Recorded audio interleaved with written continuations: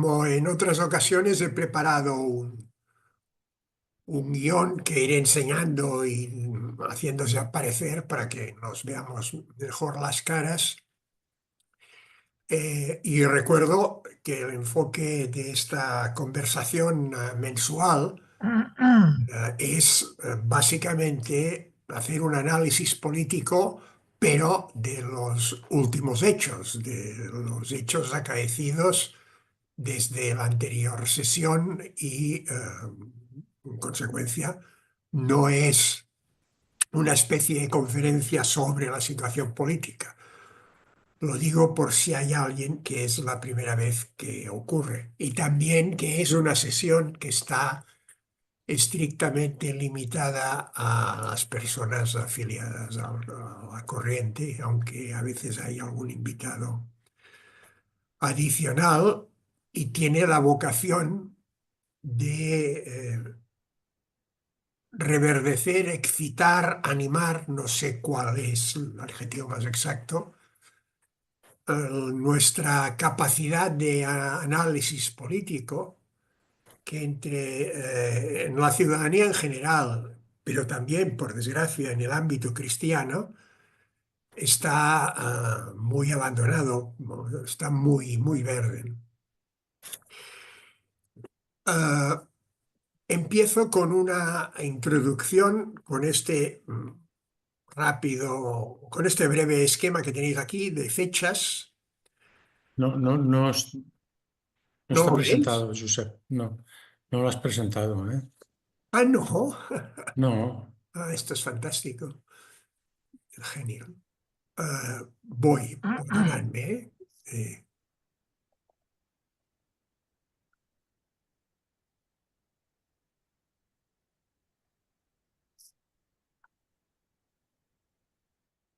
Ahora sí. Decía que ahora sí. empiezo con este breve esquema de fechas porque quiero remarcar que se da la circunstancia que en esta sesión del mes de abril vivimos en un periodo de gran cambio histórico y que creo que hay que tomar conciencia de ello. Y me explicaré. De transformación histórica, hablando con propiedad, de aquello que sucede en escasas ocasiones y que marca claramente un antes y después. Eh, en- Desde 1945 hemos vivido, en el siglo XX, dos grandes cambios de época. Uno fue el de 1945, que podemos decir que se prolonga hasta 1952 para situar, digamos, el periodo álgido, que es el fin de la Segunda Guerra Mundial, el Tratado de Roma, el inicio de la Comunidad Económica Europea y la forja de la Alianza Atlántica, que no existía, de la Alianza Occidental, que no existía antes de la Segunda Guerra Mundial. Europa era una cosa y Estados Unidos era otra, muy distinta. Había vínculos, porque es un país de emigrantes, pero nada más que esto. Y en muchas ocasiones había rechazo. Ya sabéis que a Estados Unidos le costó muchísimo entrar en la Primera Guerra Mundial y le costó muchísimo entrar en la Segunda Guerra Mundial.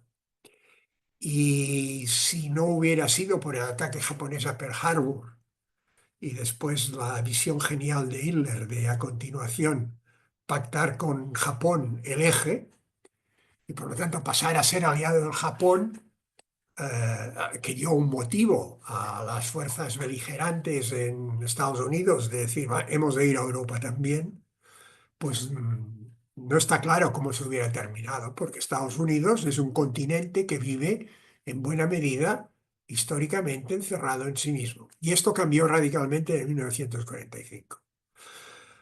Otro cambio histórico, lo conocéis muy bien, es el que se produce con la caída del muro de Berlín, que es el primer hecho, y que se prolonga hasta el 91 con la liquidación de la URSS.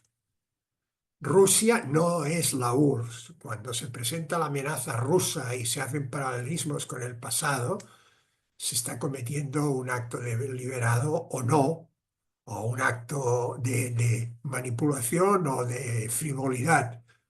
La URSS era el equivalente de Rusia actual más 15 estados, todos los del Asia Central, más algunos tan importantes como la propia Ucrania, los países bálticos, Bielorrusia, Moldavia, nada que ver. Era mucho más potente. Y la URSS terminó en 1991. Y hemos vivido bajo esta doble perspectiva, quizá pensando que la historia siempre se repite, como pensaban los antiguos griegos, cosa que es evidente que no es cierto. Y hemos entrado en el 2025 con un cambio muy sustancial y el posible fin del modelo occidental de 1945. Esta alianza occidental que se basaba en unos elementos que se han visto que a largo plazo no eran estables. Por una parte, el paraguas militar norteamericano, que permitía a Europa gastar mucho menos en defensa y más en bienestar y en otras cosas. Por otra parte, la existencia del dólar como moneda de reserva y como moneda de intercambio comercial, pero vinculado a un déficit permanente doble. El déficit comercial de Estados Unidos con el resto del mundo consume mucho más de lo que es capaz de producir, y si no fuera porque tiene el dólar como moneda de reserva, ya hubiera explotado esto. Es lo que le pasó a España en la crisis cuando gobernaba a Rodríguez Zapatero. A pesar de estar dentro del euro, este desequilibrio comercial sistemático resulta, vamos, insostenible, sencillamente porque el mundo del dinero deja de confiar en ti. En Estados Unidos están obligados a confiar por la sencilla razón de que es el dólar el factor determinante de confianza.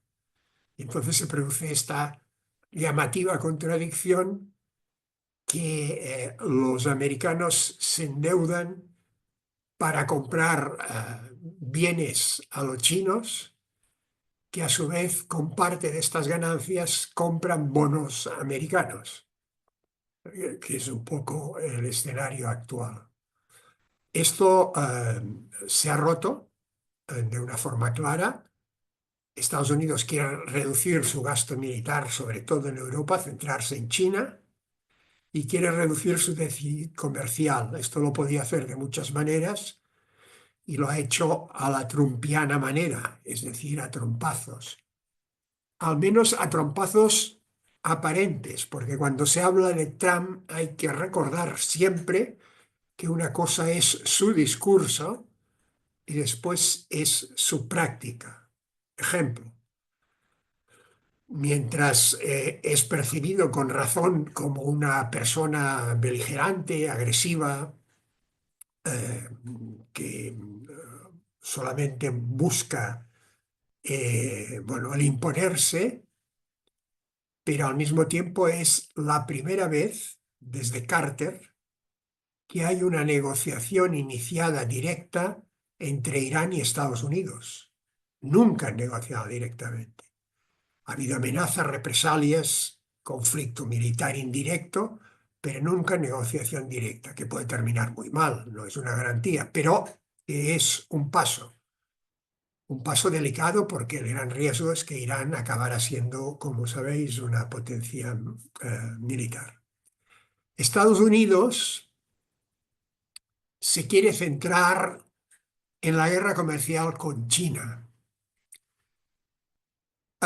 Y de aquí el último paso, primero, es la gran amenaza que ya sale en la televisión con las tablas diciendo, pues vamos a poner el 25, el 20, a algunos si son buenos el 10, a otros el 40. Empieza con China con el 84, como China responde, ahora ha pasado al 125, que es una brutalidad. Esto puede alterar el orden económico, no únicamente occidental, sino global, y puede generar inflación. De momento lo que ha hecho es parar la aplicación del resto de los incrementos durante 3 meses, durante 90 días, que supongo que lo hace con la perspectiva negociadora que me das a cambio. Por ejemplo, la Unión Europea, en que ya le ha metido un palo en el aluminio y en el acero, con unos aranceles del 25%, al final, el plan que tenía de reacción de también pues meterle aranceles a determinados productos por un valor equivalente, por este hecho, no lo hace. Se come este aumento de aranceles, le propone negociar y le dice, oye, no nos casques más y te compraremos más energía, más gas licuado, que es uno de los negocios de Estados Unidos hoy en día, que de gran consumidor ha pasado a gran productor. Ya lo que compra ahora ya es muy importante. No sé la cifra exacta en este momento, pero se debe situar entre el 40 y el 60% del gas licuado que consume Europa. Este gas antes provenía de Rusia. Ahora, con motivo de la guerra y las sanciones, ya ha pasado a ser una minoría, pero se continúa comprando gas a Rusia a través de las empresas, no a través de comercio de Estado. Y el primer comprador de gas ruso es España. Eso también es bueno saberlo.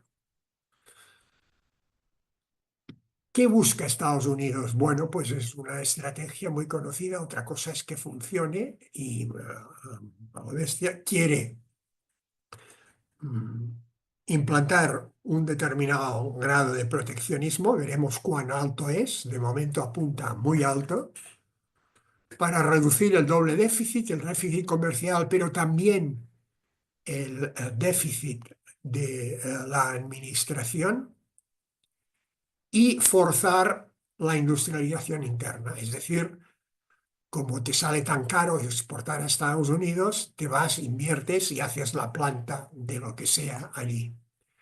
No es ninguna estrategia nueva, es contraria a la idea de que mayoritaria en el mundo económico, de que la globalización, la libertad del mercado genera más riqueza que los bloques proteccionistas, pero también hay que recordar que es una estrategia que ha utilizado con éxito más de un país para forzar su propia industrialización.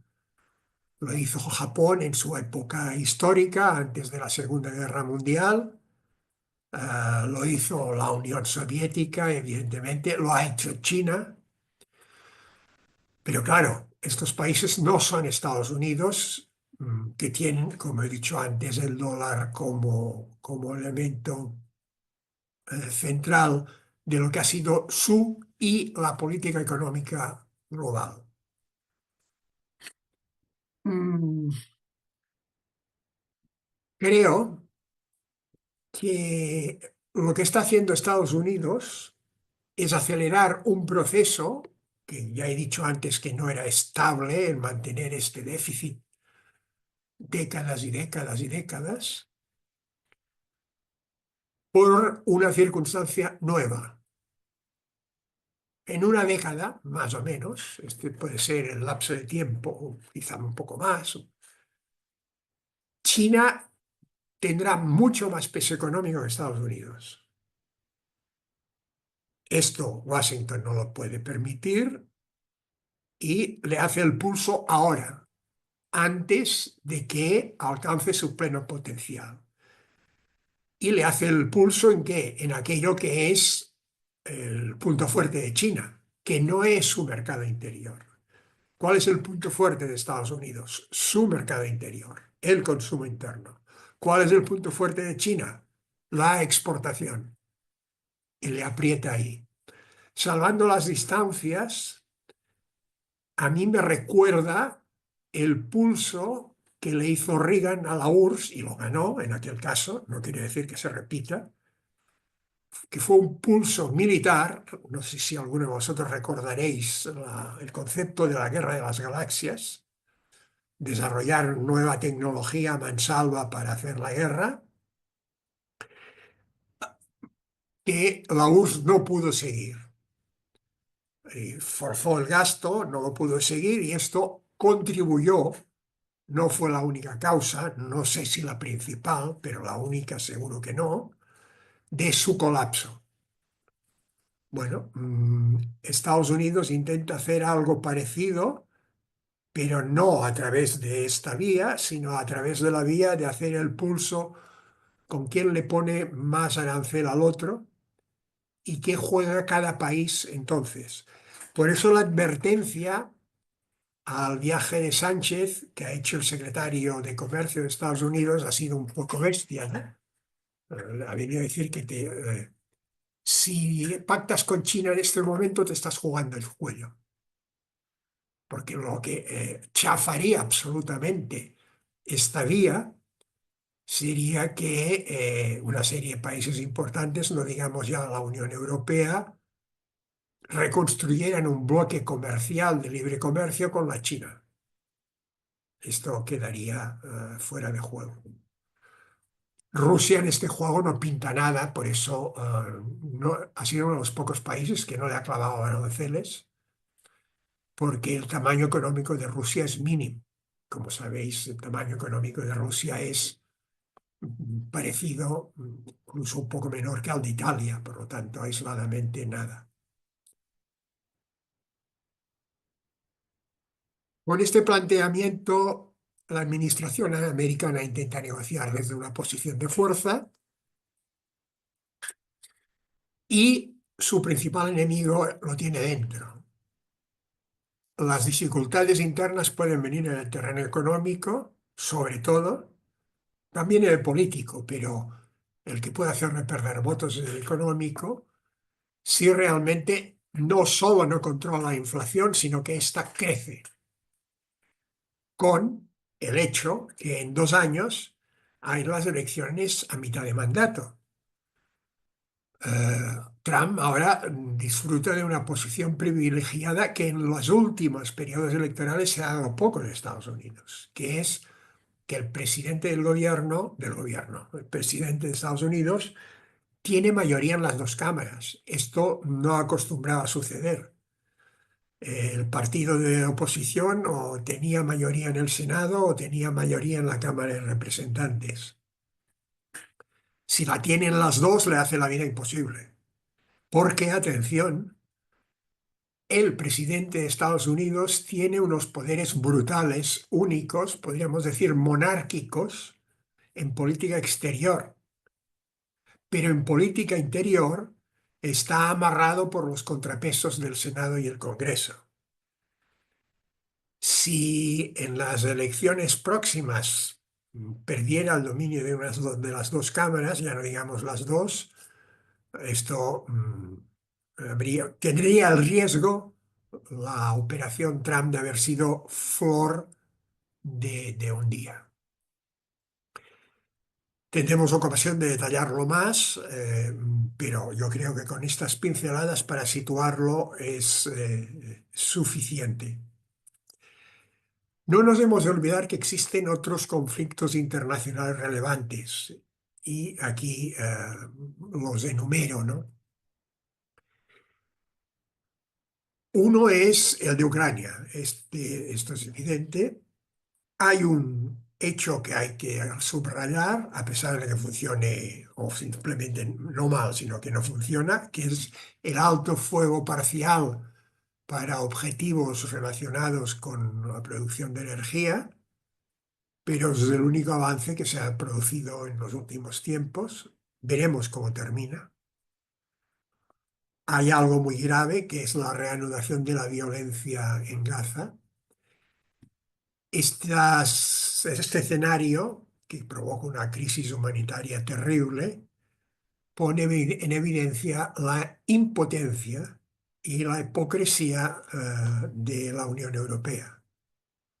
Mm, no pinta nada, pero tampoco dice nada, ni tiene ningún planteamiento concreto más allá de cuando en cuando decir que tienen que haber dos estados. Pero claro, esto que lo diga el representante de Andorra tiene sentido, pero la Unión Europea tiene que hacer, no proponer, hacer algo más. De hecho, la representante exterior de la política exterior, la que sucedió a Borrell, no ha hecho ningún viaje a la zona, por ejemplo. Y tiene su explicación. Cuando viajó a Estados Unidos, hace relativamente poco, el secretario de Estado no la recibió, porque consideró que no era un interlocutor. Es decir, ahí hay un problema de la Unión Europea muy grave. No tiene papel en el orden internacional. Hay el caso del Yemen. Esto es importante en la medida en que el grupo terrorista este o nacionalista yemení, cada uno le llame como quiera, bueno, pues crea conflictos en un estrecho estratégico en el Mar Rojo, donde discurre gran parte del comercio y sobre todo del transporte de petróleo. Es una guerra por delegación, están pagados y mantenidos por Irán. Es una de las razones por las cuales es importante este inicio de negociaciones entre Irán y Estados Unidos. Hay guerras olvidadas con decenas y decenas de miles de muertos, pero que no cuentan. El Sudán, Congo, Myanmar, donde se le ha añadido el terremoto, han establecido una pausa humanitaria en la guerra civil que tienen, porque, bueno, todas esas son, de hecho, guerras civiles, más o menos en algunos casos, como el Congo, alentadas desde fuera, pero guerras civiles.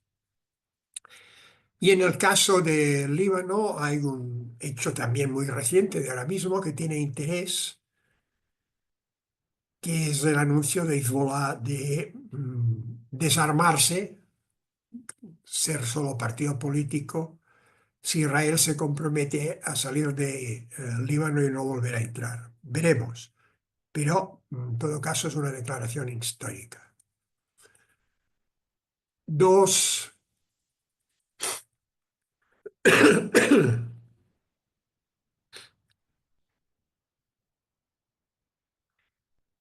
dos hechos que vale la pena considerar porque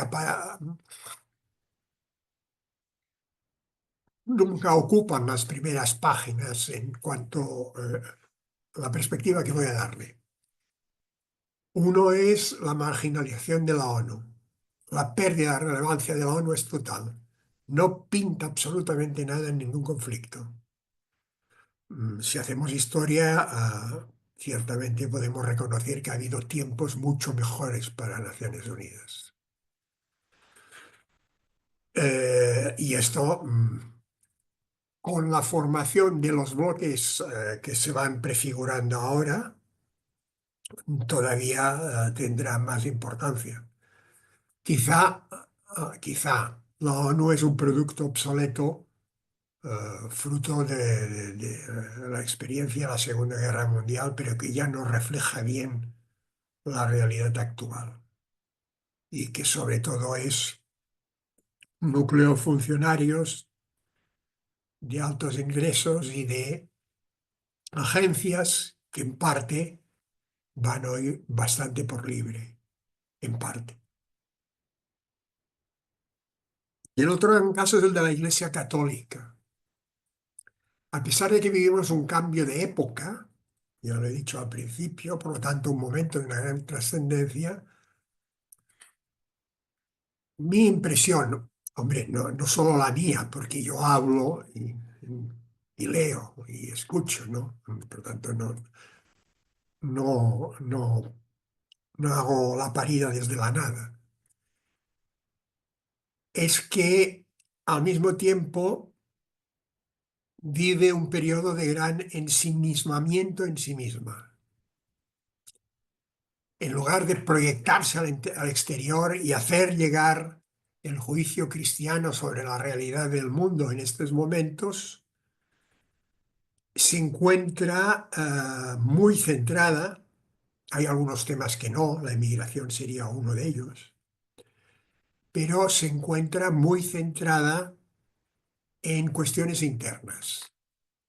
Y en estos momentos hay en curso dos grandes debates internos. Uno es el de la sinodalidad, que no ha terminado. O sea, se ha terminado un sínodo, pero ahora ya se está preparando la asamblea de un nuevo sínodo ah, para discutir, bueno, cuestiones internas, pero esta sinodalidad presenta una característica muy particular que ya se manifestó en el pasado sínodo,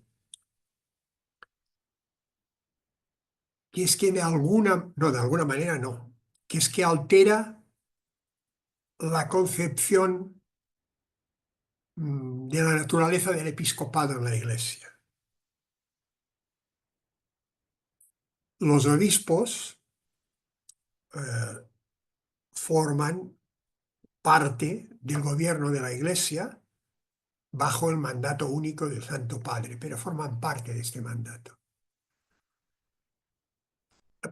por su propia función, que no es una función de carácter administrativo o gerencial, sino que es la función de la continuidad apostólica, de mantener el hilo con los eh, apóstoles en cuanto a su capacidad de enseñar, de guiar en la fe, de dar testimonio de esta fe.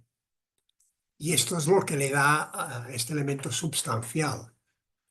No es como la asamblea anglicana, ¿no? El sínodo de los obispos.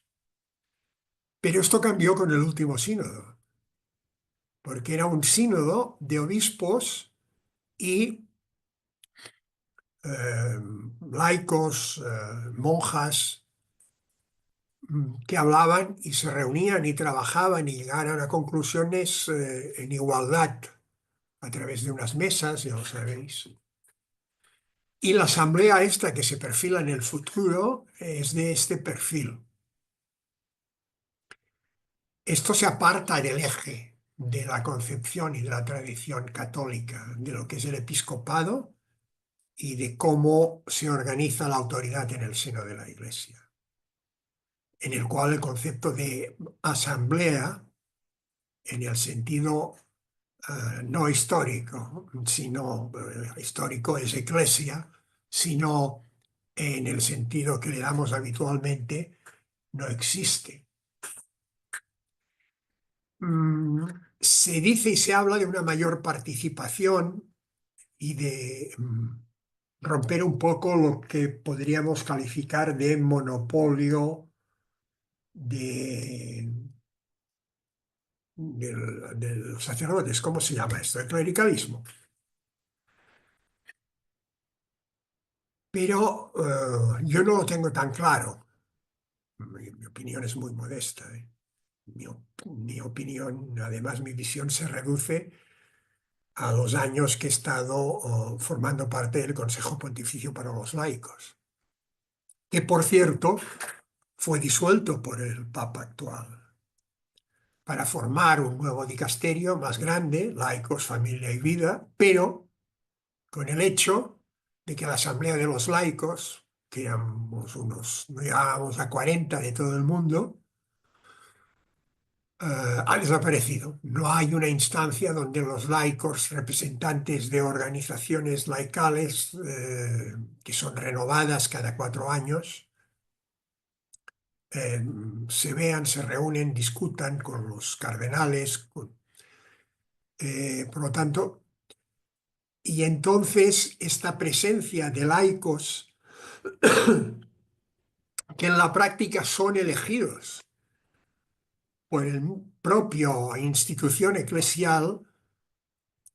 No creo que tenga esta característica de participación laical, sino que sencillamente, como sucede en no todas, pero en algunas diócesis, pues son aquellos que inspiran más tranquilidad de espíritu al obispo, los que forman parte de las instancias de laicos, ¿no? Además, hay un segundo hecho, que en el caso de España es muy evidente, pero que en todo el mundo, en Irlanda ha significado un terremoto, todo el mundo ha tenido consecuencias en muchas diócesis de Estados Unidos, es que llevamos 30 años de acusación de pederastia en la Iglesia. El foco de la pederastia empezó en el área anglosajona y se fijó en la Iglesia. De manera que se ha asociado el delito de abusos infantiles con el pertenecer a la Iglesia Católica. Claro, esto es terrible y además es falso. Es haberla convertido en un chivo expiatorio. Y yo por eso, y aprovecho para la promoción, he escrito este libro, ¿no? Que lleva en parte este título. La pederastia en la Iglesia y en la sociedad, el gran chivo expiatorio, que es el estudio de los abusos infantiles en España a partir de todas las fuentes, incluidas la del país, la del Defensor del Pueblo, todas, y quedan claras algunas cosas. Primera, que es un delito en expansión, en alto crecimiento, muy brutal. Segunda, que la participación de personas vinculadas a la Iglesia es marginal, absolutamente marginal. Es decir, que si todos los miembros de la Iglesia que caen en este delito dejaran de caer, eh, no se notaría prácticamente en nada. Esto quiere decir marginal. Que ha tenido un gran crecimiento, no creo que pueda mantenerse así porque se ha doblado en 7 años, no va a estar doblándose cada 7 porque no habría criaturas ya para violentar. Eh, Mientras que en el ámbito católico se ha reducido de una forma substancial, es decir, el problema estaba concentrado en los años 60, 70, parte de 80 del siglo pasado. En este siglo empieza a descender y los últimos 20, 15 años la cosa da muy poco que sí. Pero a pesar de eso, también en España el foco está fijado en la Iglesia. El por qué la Iglesia ha hecho muchas cosas, en general han funcionado razonablemente bien. De hecho, es de las pocas instituciones que ha hecho algo a fondo. El Estado no ha hecho nunca nada, nada, en el caso de España, en otros países sí. Se produce la paradoja que un año antes de que el Congreso aprobara, encargara al Defensor del Pueblo esta indagación sobre los delitos de bla, bla, bla, bla, cometidos por personas vinculadas a la Iglesia Católica, con esta definición no hace falta decir que lo que aprobó el Congreso era perfectamente anticonstitucional, porque no se puede vincular un delito concreto a un grupo específico, étnico, religioso, territorial. No se puede decir, pues vamos a estudiar los robatorios de gallinas y los gitanos. Esto es discriminatorio. Bueno, vamos a estudiar los abusos infantiles, pero solo en personas vinculadas a la Iglesia, discriminatorio. A pesar de eso se aprobó y no pasó nada. Pero es que un año antes, la propuesta de Esquerra Republicana, mm, bueno, con una proposición no de ley, eh, interesante, porque decía, vamos a estudiar esto que es muy grave, que está muy mal, en el ámbito de la educación. Y ahí había aparecido católicos, no católicos, todo. Bueno, pero en este caso lo rechazaron. Y cuando 9 o 10 meses después se plantea con este enfoque restringido, entonces se aprueba. Todo es absolutamente arbitrario e injusto, pero lo que llama la atención es la incapacidad de la Iglesia para explicar las cosas, de situar, por ejemplo, el contexto.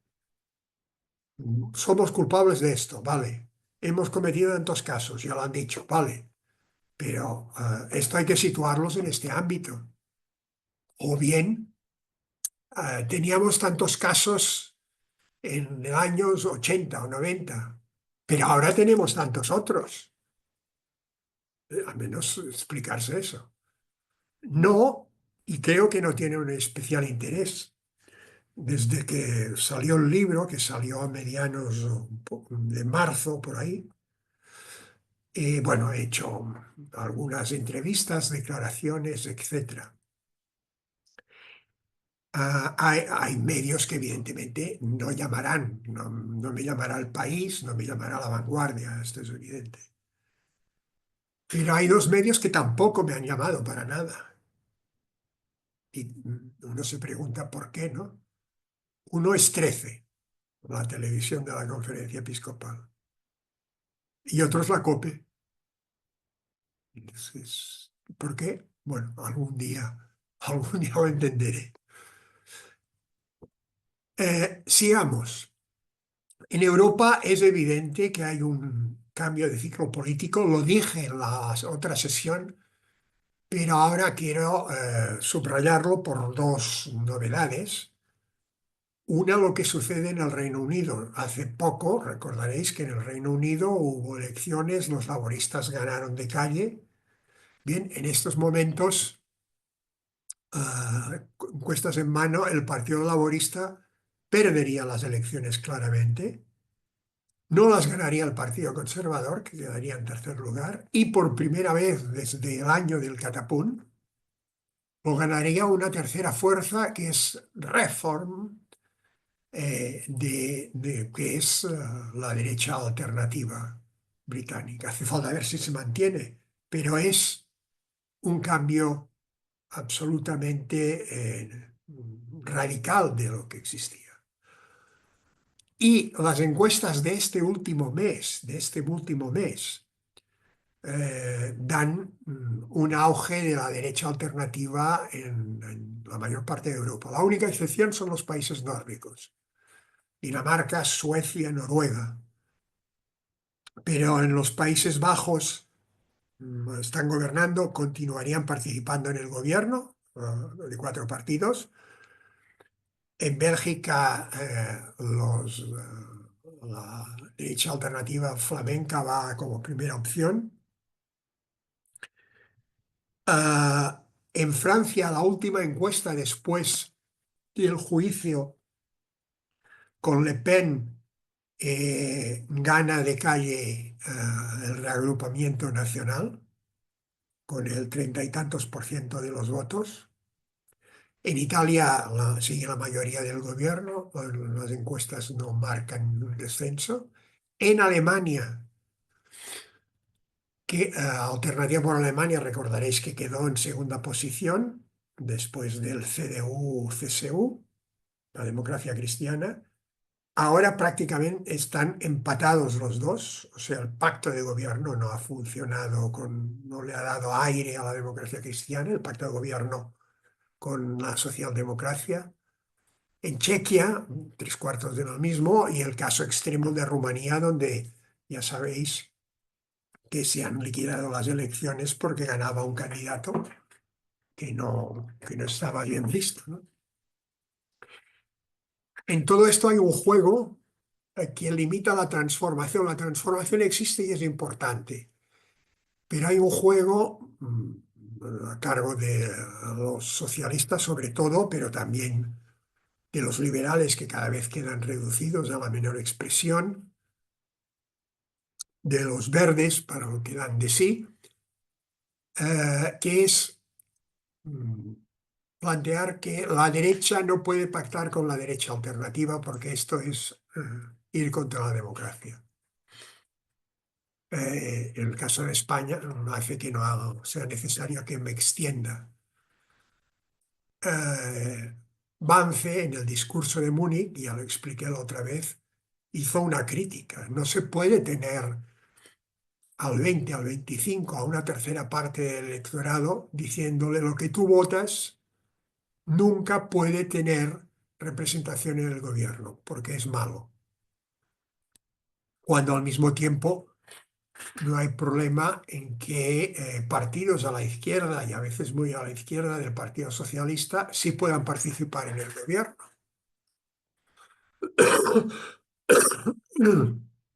Yo creo que esta es una cuestión básicamente de estrategia, porque la consolidación de estas dos fuerzas en pactos de gobierno significa la mayor parte de Europa, la mayoría, y en muchos casos la mayoría del 50%, incluso más. Europa sigue pendiente, y este último mes lo hemos visto, de tener mal resuelta la cuestión inmigratoria, con políticas contradictorias entre a veces un discurso humanitario y prácticas restrictivas. ¿Por qué lo he situado aquí? Porque el pacto de gobierno en Alemania del CDU y la socialdemocracia, o tanto con los socialistas dentro, han definido una política inmigratoria terriblemente restrictiva.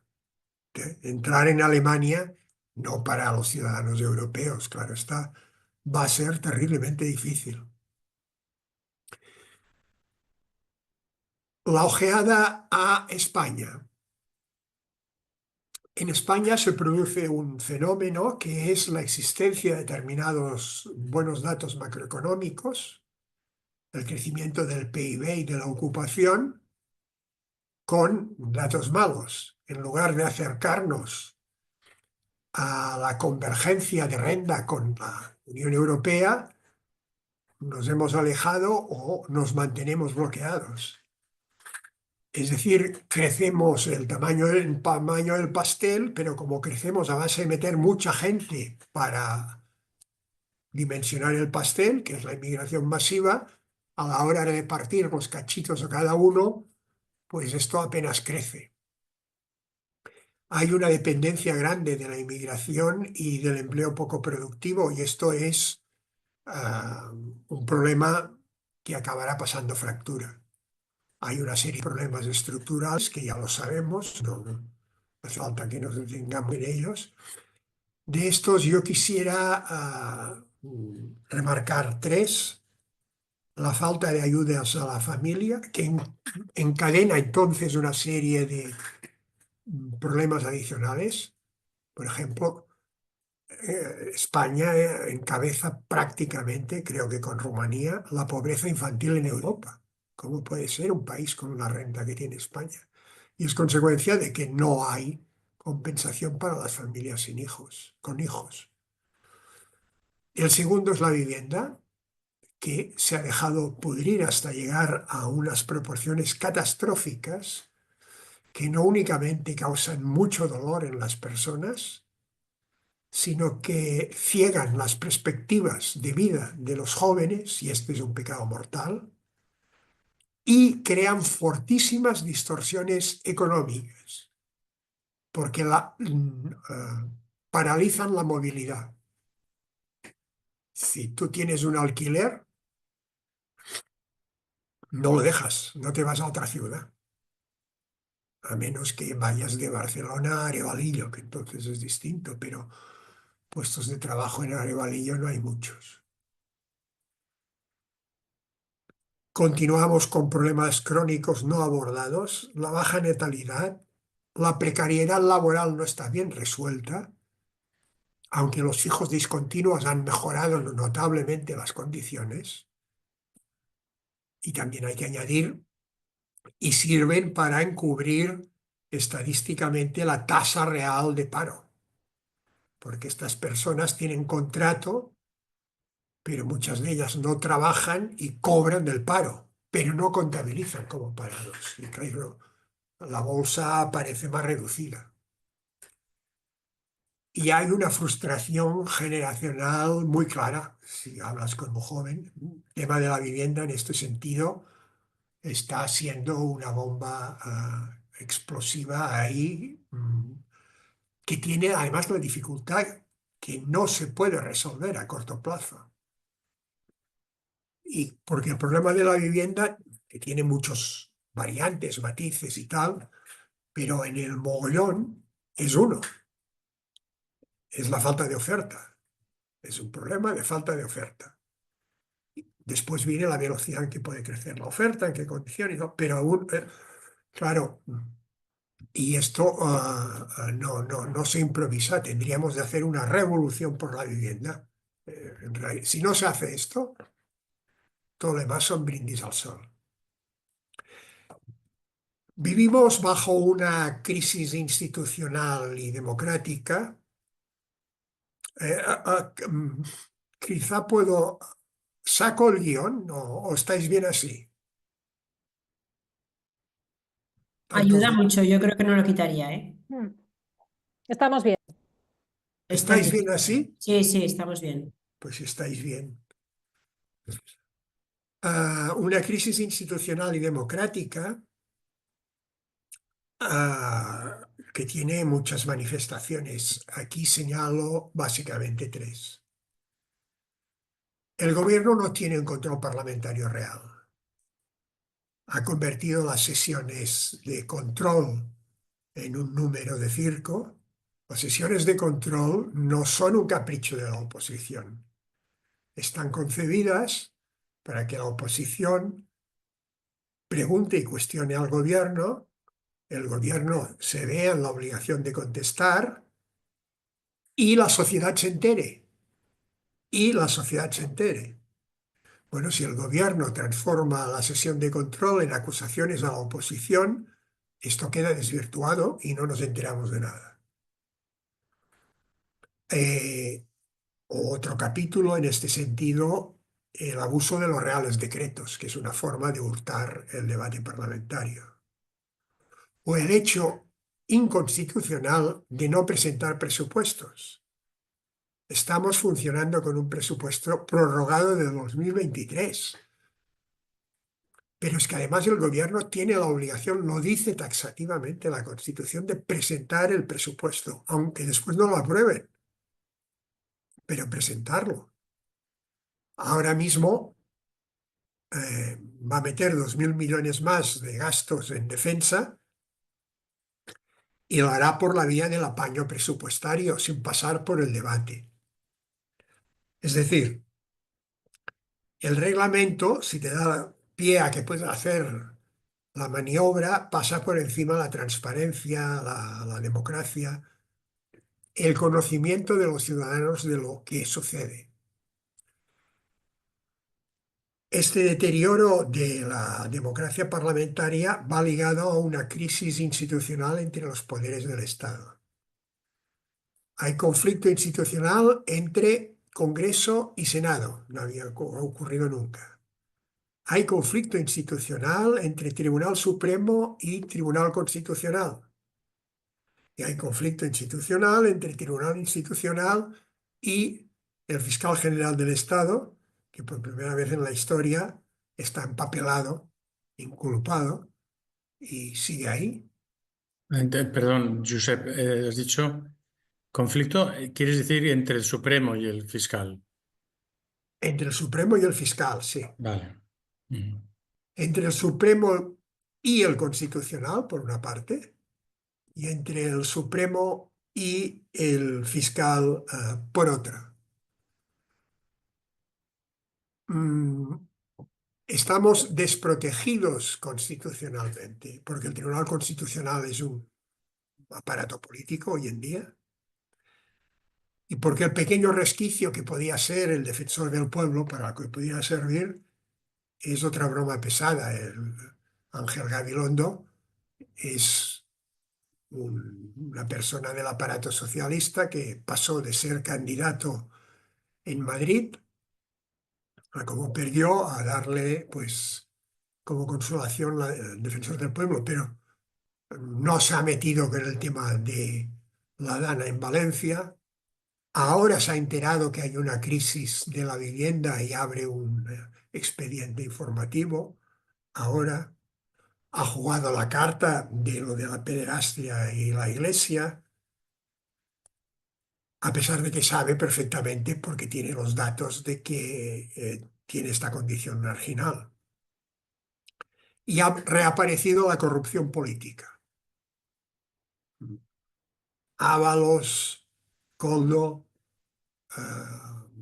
la mujer del presidente.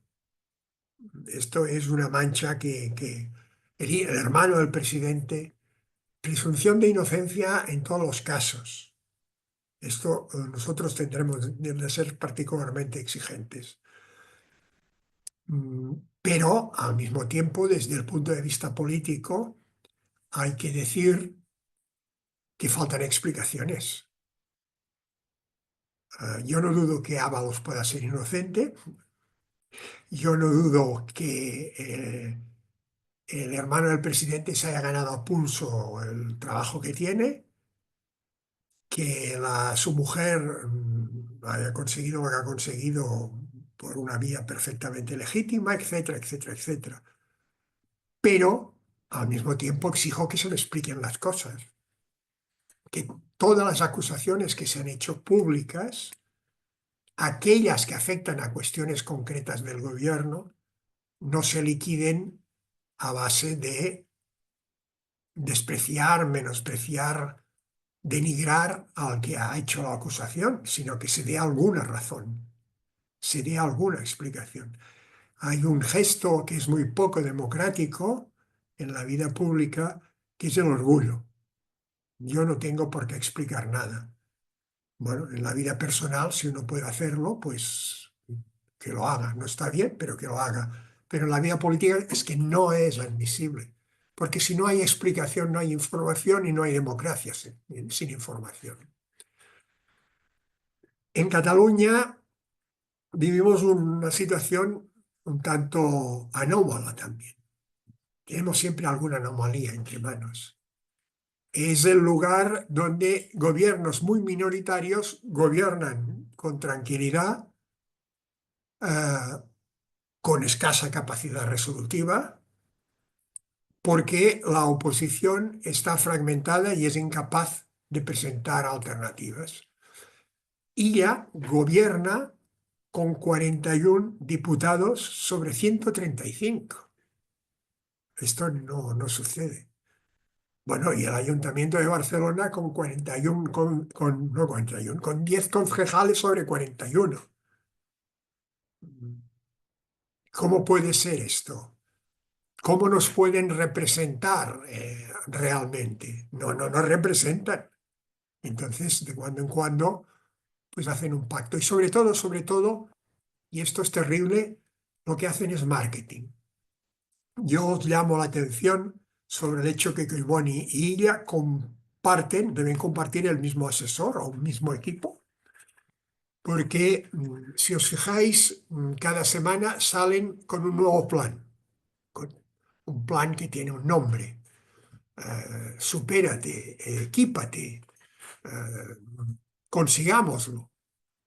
Ayer mismo, y esto ya es perder un poco la noción del ridículo, el alcalde de Barcelona salió para presentar un plan que consiste en que, como se ha terminado la sequía, las fuentes de Barcelona volverán a sacar agua.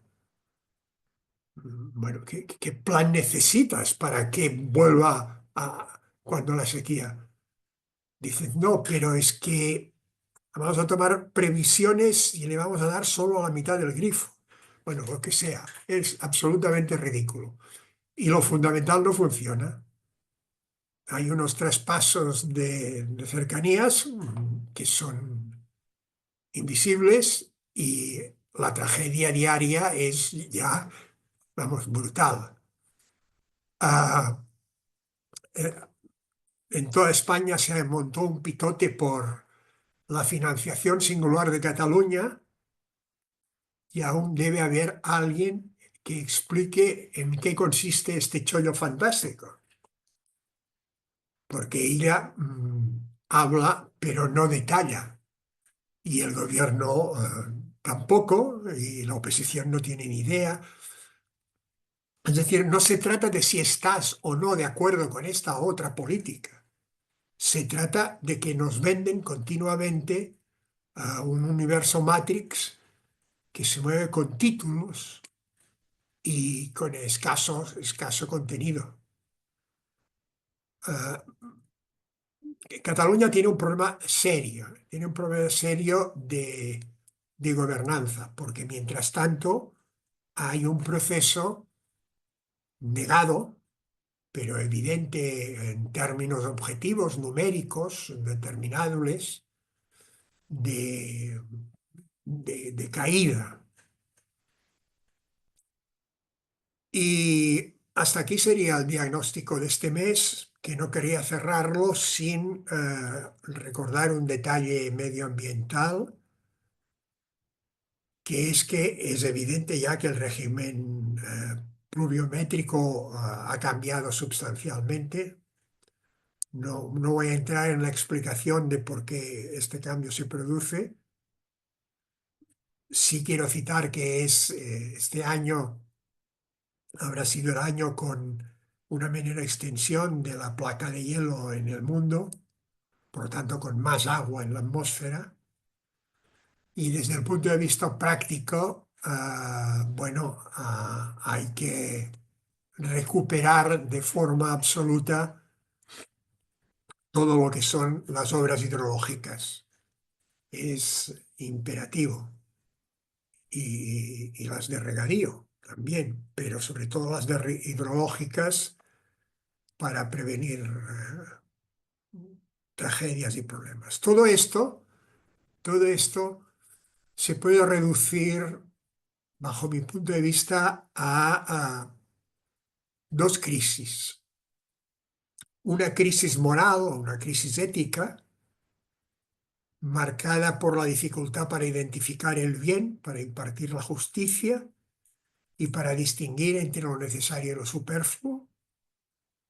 Y una crisis ciudadana que es una mezcla de desinterés, de desconocimiento, de frustración y de indignación, en la que la política, en lugar de aparecer como un camino de soluciones, se ha convertido en uno de los problemas más denunciados en las encuestas cuando se le pregunta cuáles son los principales problemas que tiene el país. En Cataluña, por ejemplo, ha movido en los últimos 2 años entre la primera y tercera posición. Y digo 2 años porque no he mirado más allá. ¿Cómo resolver estas crisis profundas? Me parece que no hay una respuesta en el cuadro político actual, en el cuadro de las lógicas políticas actuales, de los partidos políticos actuales, de los planteamientos actuales.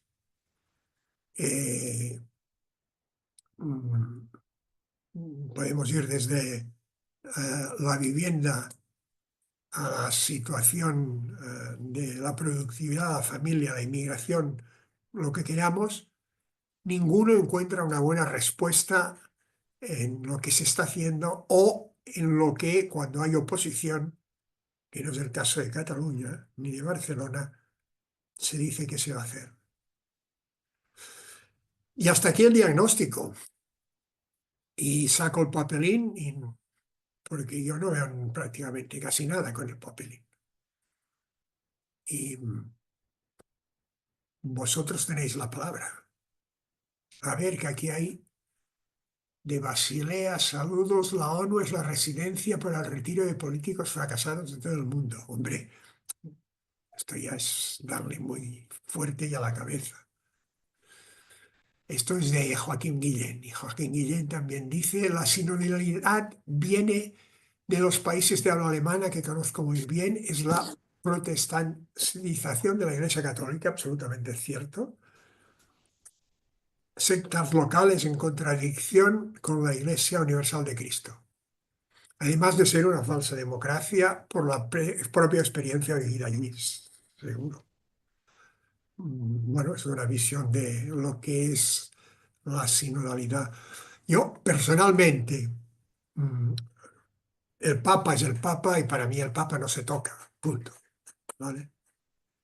Dicho esto, desde el punto de vista racional, no entiendo por qué tanta sinodalidad, porque en el fondo Todo se limita a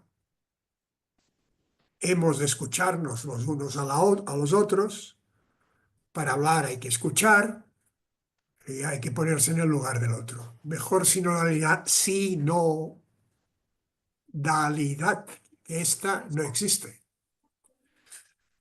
Pero bueno, empezó y dura y durará pues aún unos cuantos años más esto.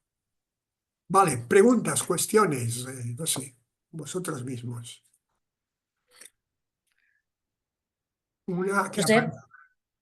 Josep, Sí, yo te quería, cuando has hablado de Israel y Gaza, bueno, has comentado que la Unión Europea no tiene ninguna significación, pero es que hay alguien que pueda influir, digo, porque nadie está pudiendo hacer nada allí.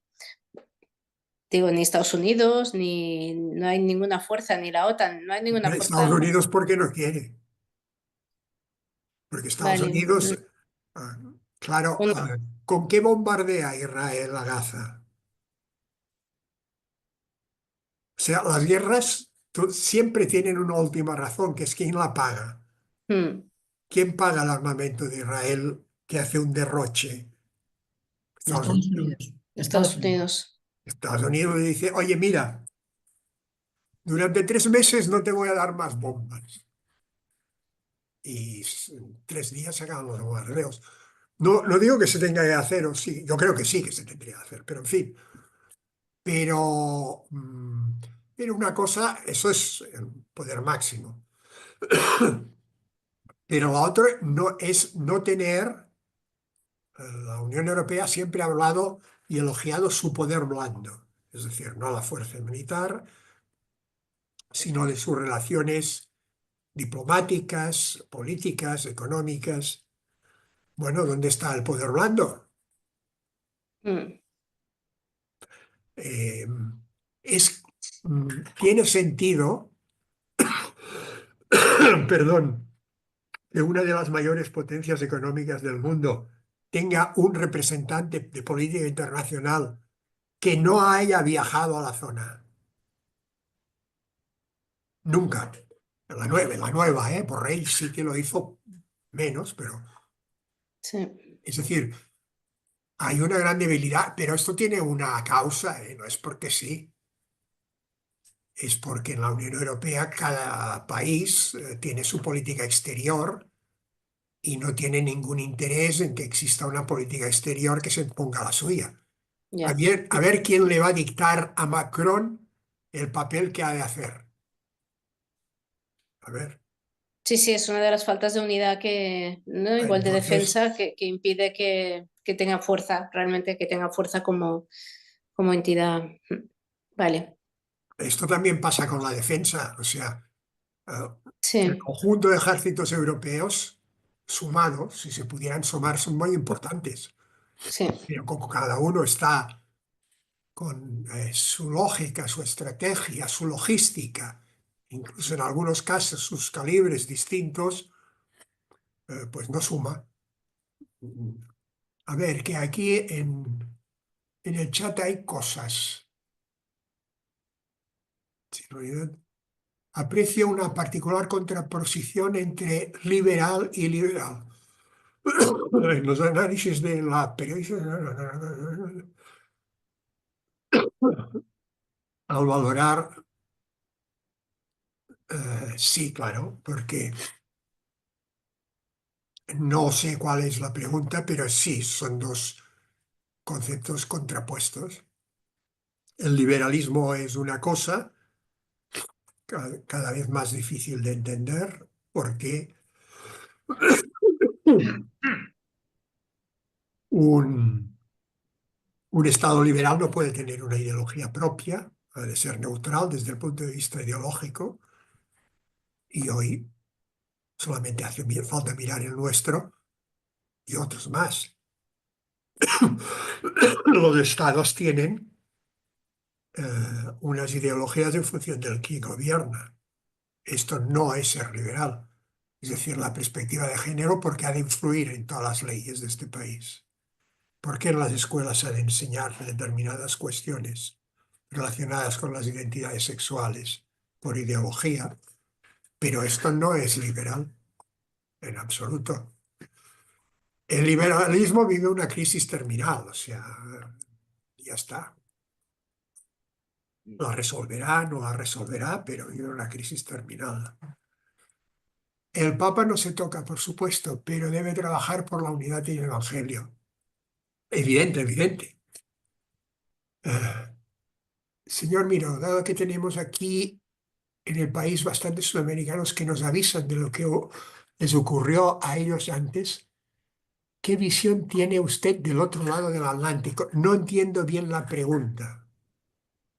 No Bueno, no entiendo sé. de lo que nos avisan. O sea, si me la puede ampliar, intentaré responder si es que lo sé. El panorama representado no es muy halagüeño, pero hay que hacer algo que se pueda a pequeña escala en estos momentos, al correr. Esto está muy bien dicho. Esto está muy bien dicho. Pero no es que sea halagüeño, no, es que es el que es. O sea, nuestra sociedad, nuestra cultura vive una crisis terrible. Y esto hay que asumirlo.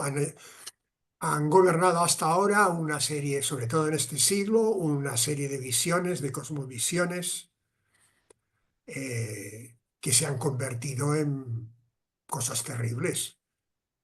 El que una sociedad pueda convertir el aborto en un derecho fundamental y que gire en torno a él las consideraciones sobre lo que está bien y lo que está mal, que a un piquete que impide entrar a los trabajadores a una fábrica esto sea considerado un derecho, podemos discutirlo, y que tres personas que están rezando al lado de una clínica, la policía las identifique y puedan llegar a ser sancionados, son dos ejemplos extremos, ya dice de la sociedad en que vivimos.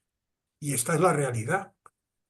Y esta es la conciencia que hay que hacer, coger a la gente, ¿no? Antes alguien, yo como veo Sí, cuadraditos pequeños, antes eh, alguien ha levantado la mano. Al sí, Sant Feliu. Venga, Sant sí. Feliu.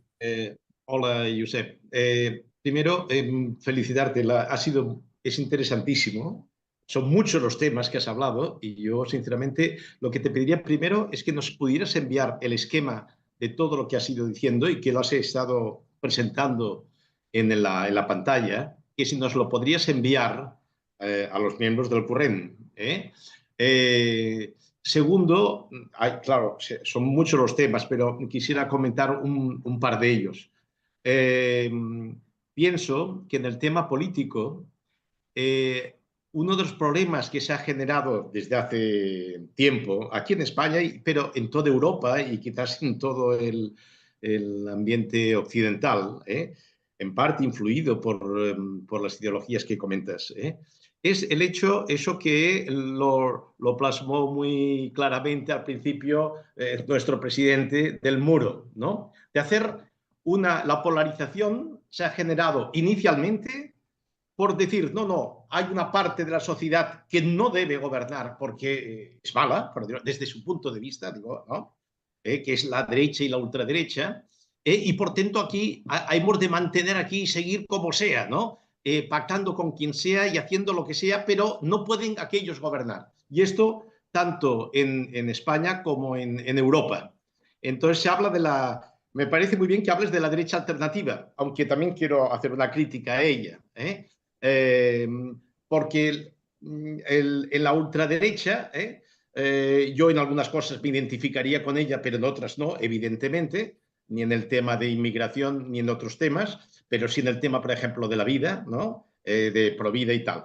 Por eso hay que de esto. Pero lo que ocurre es que se dice, no, no deben gobernar porque sería, digamos, un nuevo fascismo, un tal, tal, tal, tal.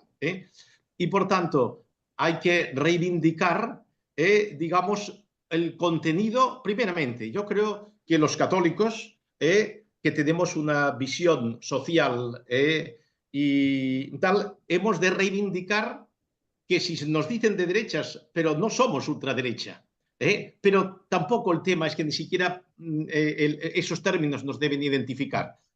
Ha de haber una visión sensata y razonada de cada tema digamos, y no aceptar esta polarización principalmente iniciada por nuestro gobierno inicialmente, pero después también, sinceramente, a la que se apuntan precisamente a la oposición, haciendo un juego, digamos, de descalificación absoluto del otro. Y cuando con la descalificación de unos y de otros, la polarización aumenta y todo sigue igual, tristemente, ¿no? Claro, es otro problema el de la polarización y es evidente que contribuyen las dos partes, aunque siempre el que tiene más poder es el más responsable, ¿no? Ahora Jordi Borràs me ha precisado, ahora lo entiendo, cuando planteaba lo de América Latina, él decía, el panorama real, no, este no era el suyo, era anterior. Dado que tenemos aquí bastantes sudamericanos que nos avisan de lo que les ocurrió a ellos, qué visión tiene del otro lado del Atlántico, es lo que he dicho que no acababa de entender, y añade ahora y amplía casos de Argentina, Venezuela y ahora Colombia y Chile. Ellos vieron procesos parecidos al que empezamos a ver aquí. ¿Cree usted que América del Sur ya ha empezado a cambiar de rumbo a otro más de sentido común? Esto es lo que quiero decir. Bajo mi punto de vista, yo hay partes de América Latina que las conozco bien y otras que las conozco francamente mal. Pero mi impresión en América Latina es que sus evoluciones políticas en este juego son cíclicas, es decir, puede estar gobernando la derecha y al cabo de un tiempo pasar a gobernar la izquierda y volver a gobernar la derecha. Eh, mm, ha habido transformaciones importantes. Chile ha sido una de ellas. Chile es un problema. Ha pasado de ser un país que tenía una democracia muy consolidada y muy modélica a un país auténticamente fraccionado. El actual gobierno de Boric creo que lo está haciendo francamente mal. Y un indicador que es terrible para un país latinoamericano. La tasa de fecundidad de Chile no llega a 1.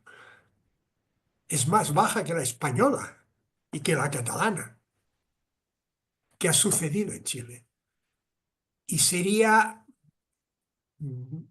puro, en català es diu fer volar coloms. La traducción en castellano no funciona, porque hacer volar palomas no quiere decir nada. Pero ya nos entendemos. Yo creo que en el caso de Chile ha tenido mucho que ver una crisis profunda que ha vivido la Iglesia en todo esto. Creo. No sé si la Iglesia es suficientemente consciente o no cuando forma parte de la arquitectura de una sociedad, por razones morales, culturales, relacionales. No sé si es consciente o no de que cuando toma una decisión, la repercusión que tiene más allá de su propio estricto ámbito. Y yo creo que en Chile hay algo de esto. Pero para resumir, yo creo que pueden cambiar ahora en estos momentos, por ejemplo, en Brasil, Lula de Silva empieza a tener importantes problemas. Venezuela no tiene solución. En Venezuela hay una dictadura brutal y por la vía de la solución democrática no tendrá nunca respuesta porque aquellos señores no se irán nunca. No se irán nunca. Porque es una mezcla de dictadura y traficantes de droga. Y esto es muy difícil que si te sales del poder, después poderte mantener sin visitar la Casa Grande, ¿no? Argentina está viviendo una experiencia insólita, ha pasado de un sistema ultraproteccionista, el peronismo en sus diversas manifestaciones, a un sistema ultraliberal que demuestra que la gente estaba hasta el gorro, porque si no se explica, porque no sé, pero no hay que guiarse por las apariencias, pero en política son importantes. ¿Quién le compraría un coche a Milei de segunda mano? pero es el presidente. No sé hasta qué punto inspira confianza, pero ahí está. Creo que lo nuestro es distinto. Lo nuestro es distinto porque tiene el problema, además de unas limitaciones constitucionales muy importantes, que congelan las situaciones. En América Latina la mayoría de sistemas son presidencialistas, se vota y si, bueno, las elecciones están más o menos democráticamente hechas, yo creo que en general, pues sí, sale el presidente y ahí empieza una cadena de cambios y lo que sea. En Europa son sistemas parlamentarios y entonces el equilibrio de poderes tiene importancia y el control del Parlamento sobre el Ejecutivo es determinante. Y el control del Parlamento sobre el Ejecutivo tiene dos instrumentos fuertes. Uno es el voto de censura y el otro es la moción de confianza. Yo, oposición, te meto un voto de censura. Lo gano, te vas a la calle y si no son capaces de montar una alternativa a los tuyos, vamos a elecciones, que es normalmente cómo se resuelven los votos de censura que se pierden. Voto de confianza. Te pedimos que te pongas que hagas un voto de confianza. Si lo pierdes, vas a elecciones. Si lo ganas, sigues. ¿Qué pasa en España? Que esos instrumentos no existen de esta manera. El voto de censura es positivo, es decir, no se vota a censurar al presidente de turno. Se vota a presentar un candidato alternativo, que es muy distinto, sin elecciones por en medio. Y esto colapsa. Es la ventaja que tiene Sánchez. Y por parte del voto de confianza, el voto de confianza está absolutamente en manos del presidente del gobierno. Solamente puede decidir él si se somete o no a un voto de confianza. Claro, si te ves en situación difícil, no te dan las encuestas de que vas a presentar tú un voto de confianza. Esto tiene una lógica. Cuando se concibió no era tan perverso, no era perverso. Esto tiene la lógica de la transición española, en la que los partidos políticos eran muy, muy débiles. Y había la referencia de la inestabilidad política como gran riesgo, y entonces se concibieron mecanismos que dieran mucha estabilidad al gobierno de turno. Y de ahí que no hubiera voto de censura normal y de ahí que no hubiera voto de confianza normal. Pero esto ahora lastra completamente la vida política española. Tenemos una coalición de gobierno que está claramente en minoría, según todas las encuestas, que es incapaz de aprobar presupuestos y leyes, que incumple constitucionalmente con sus deberes, pero que puede permanecer ahí pues 2 años y medio más hasta las próximas elecciones y no pasa nada. Y esto es más movible el sistema en América Latina, con todos los otros inconvenientes que pueda haber, que el nuestro, que está mucho más congelado. En América Latina los partidos tienen cuotas, tienen todo el rollo, corrupción, todo lo que queráis, pero los partidos a su vez tienen suficiente fraccionamiento, movilidad, pugnas, como para que no haya consolidado un sistema partitocrático tan rígido y tan poderoso como en España, favorecido por el sistema electoral, que es a su vez una muestra más de lo que decía de cuando la transición, hagamos un sistema electoral que ayude a formar una mayoría, que le dé estabilidad,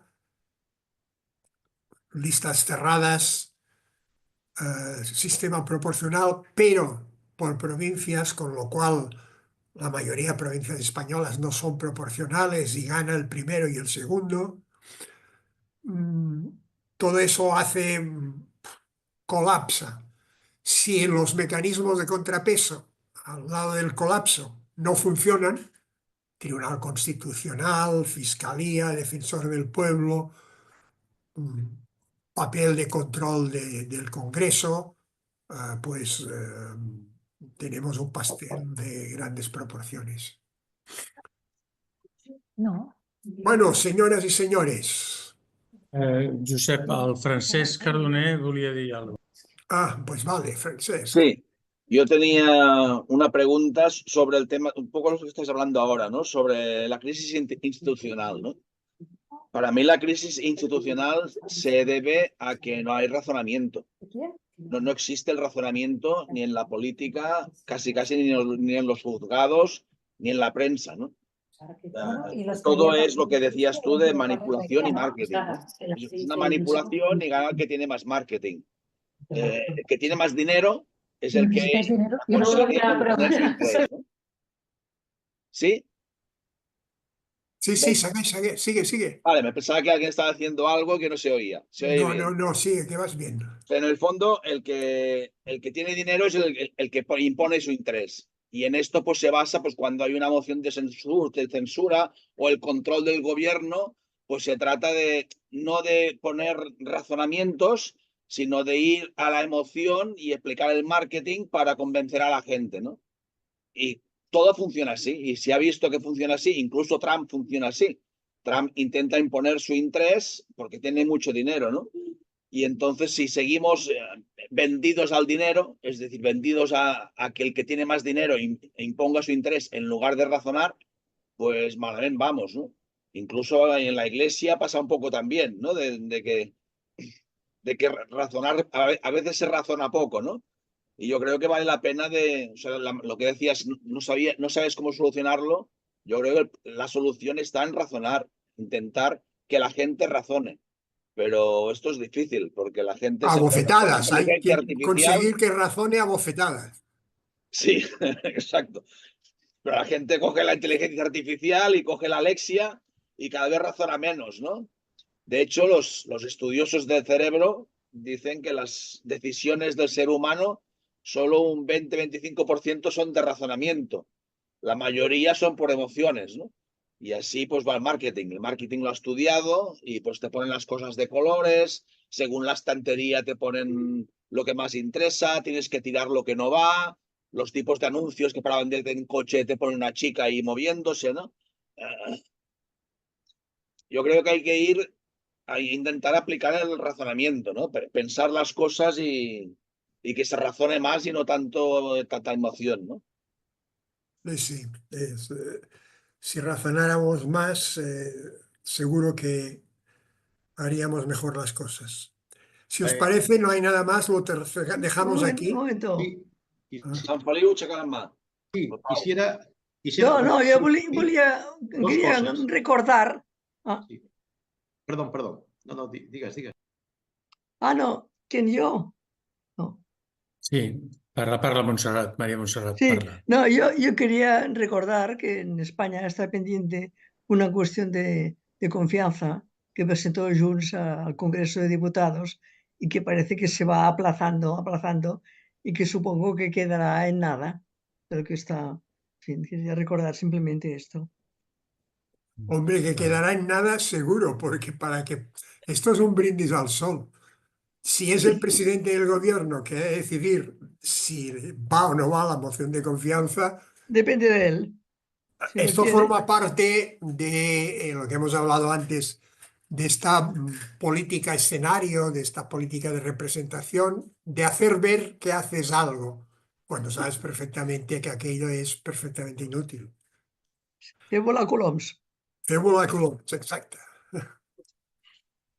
¿Vale? Sí, Okay. solamente Hombre, dos Sant cosas. Feliu. Sí, Un segundo. Recordar que si nos podrías enviar el esquema que has hecho en la pantalla. Y segundo, Sí. sugiero que al corrent el que podria fer és un programa polític. No dic que que nos transformamos en partido, no. Pero un programa político a ofrecer a los partidos que estén dispuestos a aceptarlo. ordenando por los diferentes temas, tú has hecho todo un esquema, digamos, un esquema en este caso explicativo y, digamos, en cierto modo periodístico y crítico desde un punto de vista ético, moral, etcétera, ¿no? Y social.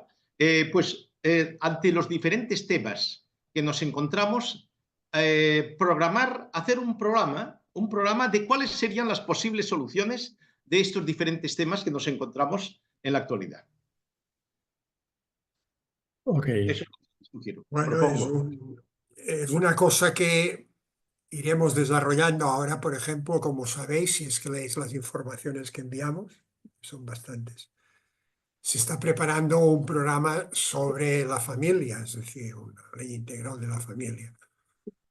Yo creo que es mejor, más que situar un programa como hacen los partidos de 23 medidas, es desarrollar aspectos clave, pero de manera completa y como dices tú, pues llevarlos afuera, llevarlos a los partidos, llevarlos a los ciudadanos, movilizarnos, movernos, pero sí, más o menos por ahí vamos.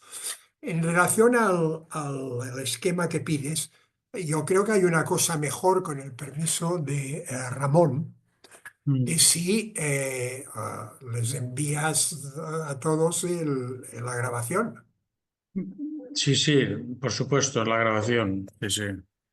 Es Tenéis la mucho grabación, más no digo que completa. lo Sí, envíe esto, la prepararemos pero mañana o tenéis pasado. la La grabación prepararemos. y que es una mejor cosa. Bueno, pues si os parece nos vamos a cenar Molt y bé. más o menos, no sé la fecha cuándo es, pero quedamos emplazados para el próximo análisis en 30 días, grosso modo. Moltes gràcies. Vale. Bona nit. Vosotras, Bona nit. Gracias. Gràcies, Bona Josep. Muchas gracias, Adéu. buenas Buena noches. Pascua. buenas noches, Bona Pasqua, sí. Bona nit. Buena Pascua. Bona No, Pasqua. sí, és veritat.